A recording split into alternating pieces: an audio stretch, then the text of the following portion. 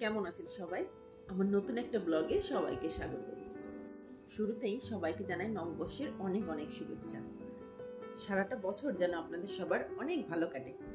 আসলে এবার পয়লা বৈশাখ নিয়ে তেমন কোনো প্ল্যানই ছিল না, যেহেতু বাড়িতে আছি। তবে একটা খুশির খবর হলো, ওর বাবা একদিনে ছুটিতে এসেছে বাড়িতে আমাদেরকে সারপ্রাইজ দিয়ে। আমরা আসলে জানতাম না যে ওর বাবা আসবে। তো ওর বাবা আসাতে হয়েছে কি, ছেলেমেয়েরা ভীষণ খুশি। ওর বাবা বলছে এবার আমার ছেলের প্রথমবার পয়লা বৈশাখ, আমি থাকবো না তাকে হয়।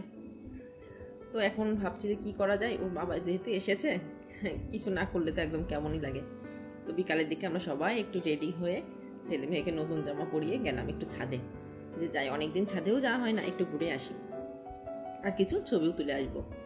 ছাদে গিয়ে এত বেশি হাওয়া দিচ্ছে, আমার মেয়ে তো ভীষণ খুশি, সে শুধু লাফানোর তালেই আছে। অনেক বছর পর এই ছাদে এলাম।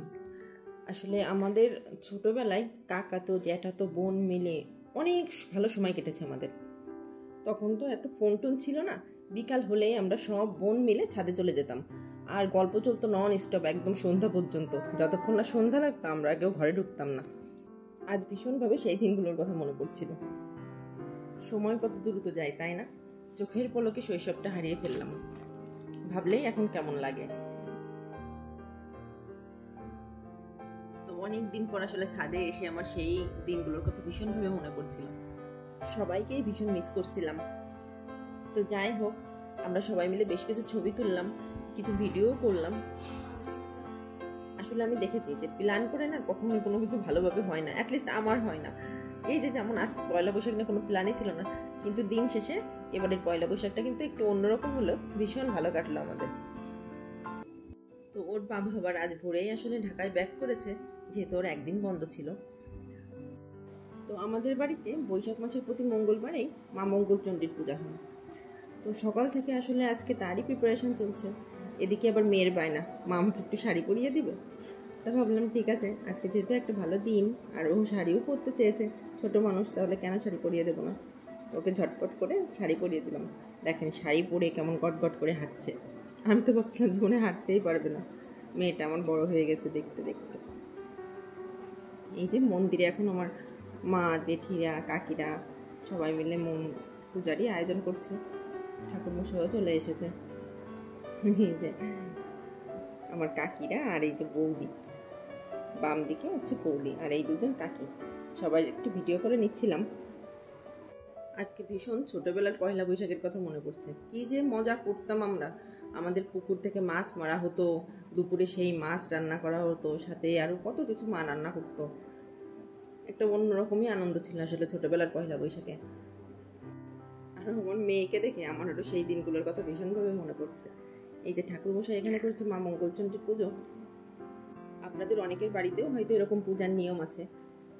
আর তাছাড়া এদিন আমাদের মা জেঠিতে সারা জীবনই দেখেছি আমাদের গ্রামে যতগুলা মন্দির আছে সবখানেই আসলে সকালবেলায় উপোস থেকে পূজা দিয়ে আসে।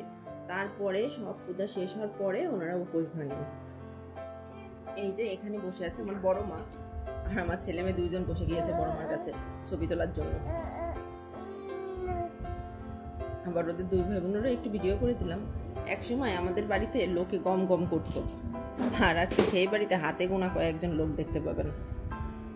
আমি অনেক বছর পর এবার পয়লা বৈশাখে বাড়িতে আছি। লাস্ট কবে যে পয়লা বৈশাখে বাড়িতে ছিলাম ঠিক মনে করতে পারছি না। এদিকে পুজো শেষ হয়ে গিয়েছে, ঠাকুরমশাইও চলে গিয়েছে, আর মা কাকিরা মিলে এখন পড়বে পাঁচালি। আরও কী কী রিচুয়াল আছে সেগুলোও এখনও বাকি আছে। ছোটোবেলায় আসলে আমাদের তো আনন্দের অপশন খুব কম ছিল। হাতে গোনা কয়েকটা উৎসব, তার মধ্যে পয়লা বৈশাখ একটা, কিন্তু তখন আমাদের আনন্দের পরিমাণ ছিল ভীষণ রকম। আগে যখন বাবা পয়লা বৈশাখের নতুন জামা কিনে দিত, আনন্দে যেন সারা রাত ঘুম হতো না যে কখন সকাল হবে আর কখন সেই নতুন জামাটা পরবো।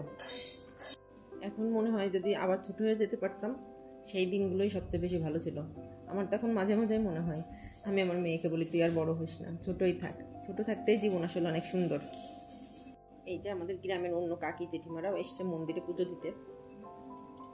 ওই যে আপনাদেরকে তো আগেই বললাম যে বছরের প্রথম দিনে সবাই সব মন্দিরে পুজো দেয়, গ্রামের প্রত্যেকেই। এই দেখেন আমার বুড়ি এদিকে এই জবা ফুল গাছটায় একটা সাদা জবা ফুটেছিল, সেটা নিয়ে আবার বলছে মা আমাকে একটু কানে দিয়ে দাও তো। ফুল গুজে মাথায় সারা বারান্দা সে ছোটাছুটি করছে, ভীষণ খুশি সে। সাজুনি করি তো, সাজগোজ পেলে তার আর কোনো সমস্যা নেই, ভীষণ খুশি সে। আজ এ পর্যন্তই, সবাই ভালো থাকবেন, দেখা হবে সবার সাথে পরবর্তী একটা ব্লগে। আজকের ভিডিওটি কেমন লাগলো আমাকে অবশ্যই কমেন্টে জানাবেন, যদি ভালো লাগে একটা লাইক করে দিবেন। সবাইকে আরও একবার শুভ নববর্ষ।